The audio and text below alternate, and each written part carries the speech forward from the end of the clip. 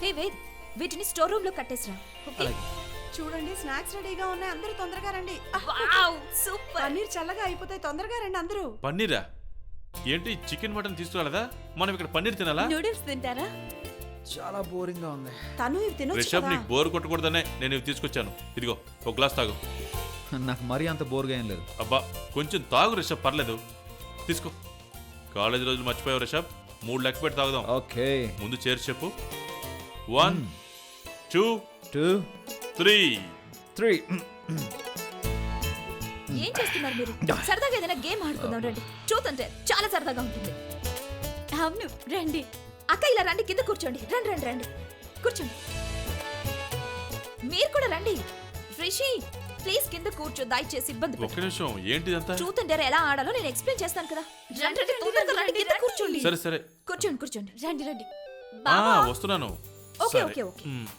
So ఈ bottle ఉంది కదా, నేను దీన్ని రౌండ్ గా తిప్పుతాను. దీని మూత ఎవరి వైపు ఆగుతుందో వాళ్ళు ట్రూత్ లైక్ డేర్ రెండిట్లో ఏదో ఒకటి కోరుకోవాలి. దీని బ్యాక్ ఎవరి వైపు ఆగుతుందో వాళ్ళు ప్రశ్నలు వేస్తారు. వాళ్ళు ఏది అడిగినా సరే మూత వైపు ఆగిన వాళ్ళు సమాధానం చెప్పాలి. హే బోర్గా ఉంది. కానీ ట్రూత్ బోరింగ్ గా ఎప్పుడూ ఉండదు. ఓకే?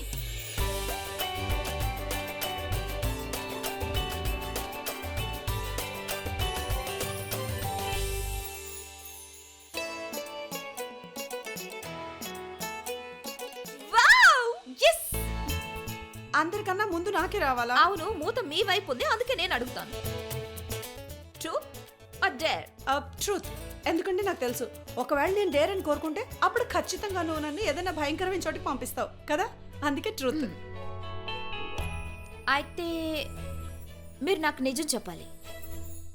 మీ చేతికి దెబ్బ తగిలింది కదా, అది ఎలా తగిలింది?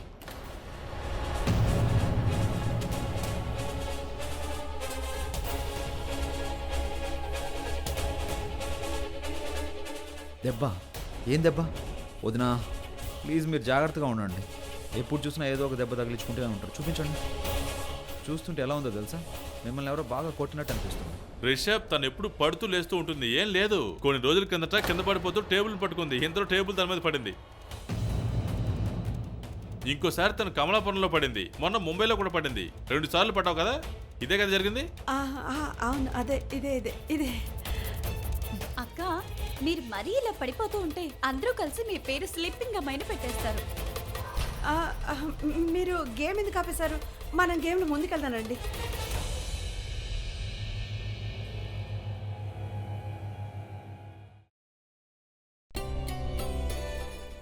రిషబ్. అవును రిషబ్, ఇప్పుడు నీ వద్దు. ఇప్పుడు ప్రశ్న అడుగుతున్నాను నేను. సరే చెప్పు, ట్రూత్ ఆర్ డేర్? డేర్ కోరుకోవడానికి ధైర్యమే లేదులే. నాకు డేర్ అంటే భయమే అండి. నేను డేర్ని కోరుకోగలను, కానీ నాకు ట్రూత్ చెప్పడానికి ఎలాంటి భయం లేదు. అడగండి ట్రూత్. సరే అయితే నాకు విషయం చెప్పు, నీకు ఒక గర్ల్ ఫ్రెండ్ తప్పకుండా ఉంటుంది కదా?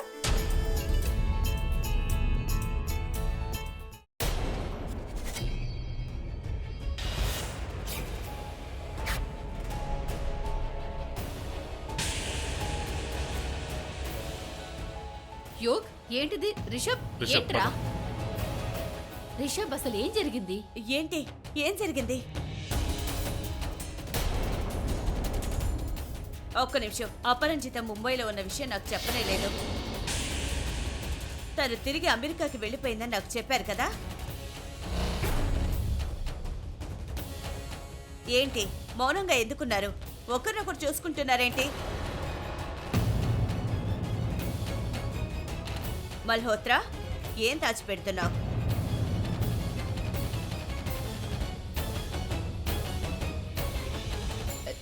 లేదమ్మమ్మ, మేమేం దాచిపెట్టట్లేదు. నిజానికి మేము కమలాపురంలోనే వేరైపోయాం. నా ఉద్దేశం ఏంటంటే, ఆవిడ దారిలో ఆవిడ వెళ్ళిపోయారు, మేము మా దారిని ఇక్కడికి ముంబై వచ్చేసాం. మేము ఆవిడ వెళ్ళిపోయారని అనుకున్నాం. అవును, నేను కూడా యూఎస్కి ఫోన్ చేశాను. అక్కడ వాళ్ళు అపరంజిత అక్కడికి ఎప్పుడు వచ్చింది, మళ్ళీ ఎప్పుడు బయలుదేరారో ఎవరికి తెలియదని చెప్పారు. అప్పు ఆంటీకి స్పృహ వచ్చింది. ఒక్క నిమిషం, మనందరం ఒకేసారి వెళ్ళొద్దు. ఒకరి తర్వాత ఒకరు వెళ్దాం. కొంతమంది ఇక్కడే ఉండండి, సరేనా?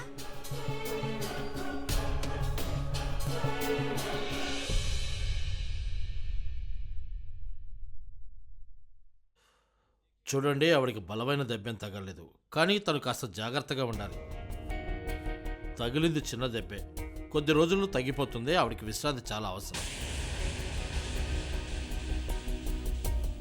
నేను బానే ఉన్నాను. ఏమైంది? నన్ను అలా విచిత్రంగా చూస్తున్నావేంటి మోహిని? నేను చెప్పాను కదా నాకు బానే ఉంది, కాస్తంత నొప్పిగా ఉంది, కానీ తగ్గిపోతుందిలే నాకు. అరే, మీరు కూడా వచ్చారా? నేను కూడా అంటే నేను ఇక్కడే ఉంటాను కదా, ఇది నా ఇల్లే కదా.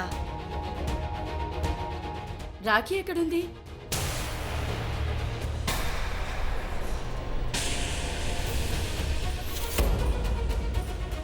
తను కమలాపురంలోనే ఉంది. తను అక్కడ మీతోనే ఉంది కదా. ఇదంతా ఏంటి?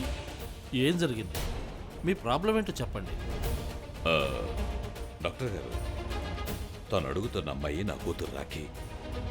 కమలాపురంలో తను చనిపోయింది డాక్టర్. నువ్వు ముంబైకి ఎలా వచ్చావు అపరంజిత? నాకేం తెలీదు నేను ముంబైకి ఎలా వచ్చానో, ఎందుకు వచ్చానో. నువ్వు కమలాపురంలో వీళ్లతోనే ఉన్నావు కదా. ముంబైకి రావాలనుంటే నువ్వు వీళ్లతోనే రావచ్చు కదా. నువ్వు అక్కడి నుంచే తిరిగి అమెరికాకి వెళ్ళిపోయావని నాకు తెలిసింది. కమలాపురమా? నేను కమలాపురానికి వెళ్ళానా? ఏం నటిస్తోంది? నేను కమలాపురానికి ఎందుకు వెళ్ళాను? అసలు ఎప్పుడు వెళ్ళాను? నువ్వు కమలాపురం పేరు చెప్తే ఎందుకు భయపడుతున్నావు? లేదు, అసలు నాకేమీ గుర్తుకు రావట్లేదు. చూడండి, నేను మీ అందరికీ ఒక విషయం చెప్పాలనుకుంటున్నాను. 1 మినిట్ డాక్టర్ గారు. చూడు అపరంజిత, కంగారు పడాల్సిన అవసరం ఏమీ లేదు. నువ్వు ఇప్పుడు ఇంటికి వచ్చేసావు. ఇక నీకేం కాదు, అంతా సర్దుకుంటుంది. నీకు ఒక చిన్న యాక్సిడెంట్ అయిందంటే. చాలా మంచిదైంది, మన పిల్లలే నిన్ను చూసి ఇంటికి తీసుకొచ్చారు. నువ్వెవరు? తను రిషి భార్య కదా. రిషబ్కి పెళ్ళయిందా? రిషబ్, నువ్వు పెళ్లి చేసుకున్నావా? అపరంజిత, నువ్వు విశ్రాంతి తీసుకో. నీకు విశ్రాంతి చాలా అవసరం కదా. మేము తర్వాత వచ్చి నీకు అన్ని విషయాలు చెప్తాం.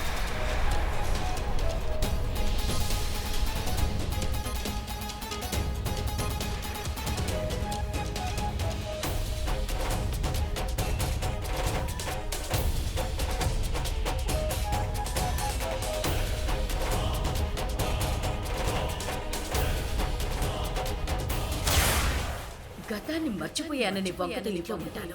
తనూజ దగ్గర తన ప్రాణాలు తీస్తాను. ఏంటి, జ్ఞాపక శక్తి పోయిందా? Yes, temporary. కానీ ఎప్పుడు నార్మల్ అవుతుంది? ఇప్పుడే ఏమీ చెప్పలేను. అయితే ఇప్పుడు ఏం చేయాలి? చూడండి, ప్రస్తుతానికి మీ ఇల్లు ప్రశాంతంగా ఉండేలా చూసుకోండి. మా ఇల్లు ఎప్పుడు ప్రశాంతంగానే ఉంటుంది డాక్టర్. కానీ డాక్టర్, కొన్ని విషయాలు గుర్తుండటం, కొన్ని గుర్తుండకపోవడం ఎలా సాధ్యం అవుతుంది? ఒక్క చోట దెబ్బ తగటం వల్ల ఇలా అవుతుంది. అప్పుడు పేషెంట్కి కొన్ని విషయాలు గుర్తుంటాయి, కానీ కొన్ని విషయాలు మర్చిపోవడం జరుగుతుంది. ఈవిడ విషయంలో కూడా అలాగే జరిగింది, కానీ ఇది తాత్కాలికం. కాలం గడిచే కొద్దీ తన జ్ఞాపక శక్తి తనకి తిరిగి వస్తుంది, కానీ ఎంత సమయం పడుతుందో ఆ విషయం చెప్పలేదు. ఇక నేను వెళ్ళొస్తాను, తన్ని జాగ్రత్తగా చూసుకోండి.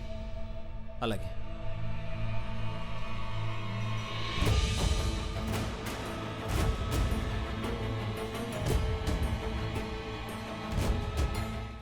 నేను ఒక్క క్షణంలో తనని చంపి ఎలా పగ తీర్చుకుంటాను? లేదు, తనకిష్టమైన పని చెడగొట్టి హింసించి చంపుతాను. రిషి, ఈ వ్రతం వల్ల ఎవరు పాపం చేసిన వాళ్ళు కారు. నిజమే, కానీ నువ్వు నా నిజమైన భార్య అయితే అయితే బాగుండేది.